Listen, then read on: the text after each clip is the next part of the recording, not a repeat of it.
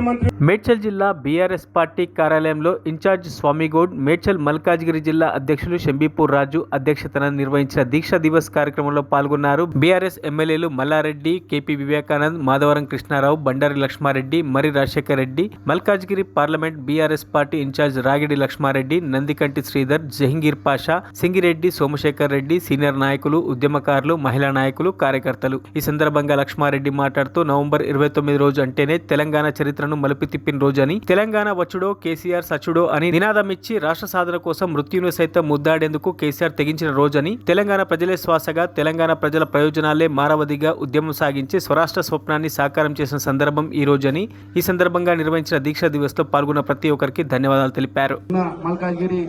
మేడ్చల్ మల్కాజ్గిరి నియోజకవర్గానికి సంబంధించిన ఎమ్మెల్యేలు, ఎంపీలు, సభపై ఆశిస్తున్న పెద్దలు, కార్పొరేటర్లు, అదేవిధంగా ముందున్న తోటి ఉద్యమకారులు అందరికీ కూడా ఉద్యమవందనలు తెలియజేస్తూ, ముఖ్యంగా పెద్దలు అన్ని విషయాలు చెప్తా ఉన్నారు. షంబీపూర్ రాజన్న చెప్పిన విషయాన్ని కోసం మేము ఖచ్చితంగా ఏకీభావిస్తాం. ప్రతి ఒక్క ఉద్యమకారుడు, లక్షలాది మంది ఉద్యమకారులు తెలంగాణ వ్యాప్తంగా ఉద్యమం చేసినాం.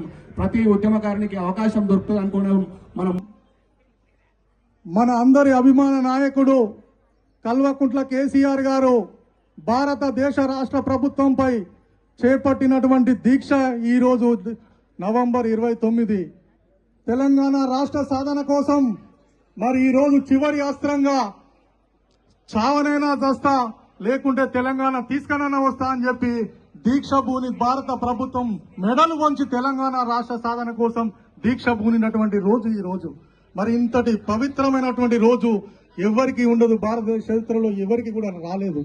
మరి ఈ యొక్క దీక్షా దివస్ కార్యక్రమానికి ముఖ్య అతిథి ముఖ్యమంత్రి గారు రేవంత్ రెడ్డి గారు కళ్ళబొల్లి మాటలు చెప్తున్నారు. రోజు పొద్దున లేస్తే చాలు కేసీఆర్ గారిని తిట్టాలి, కేటీఆర్ గారిని తిట్టాలి, మరి మన మీద ఎట్లా కేసులు పెట్టాలనేది చూడాలి. విషయాన్ని, డెవలప్మెంట్ విషయాన్ని పక్కకు పెట్టి డైవర్ట్ చేసి మళ్ళీ హైడ్రా అని చెప్పి, లేకపోతే బాంబులు వేస్తున్నామని చెప్పి, అరెస్టులు చేస్తున్నామని చెప్పి, ఏదో ఒకటి చెప్పుకుంటూ కాలక్షేపం చేసుకుంటూ భయప్రదం చేస్తున్నారు.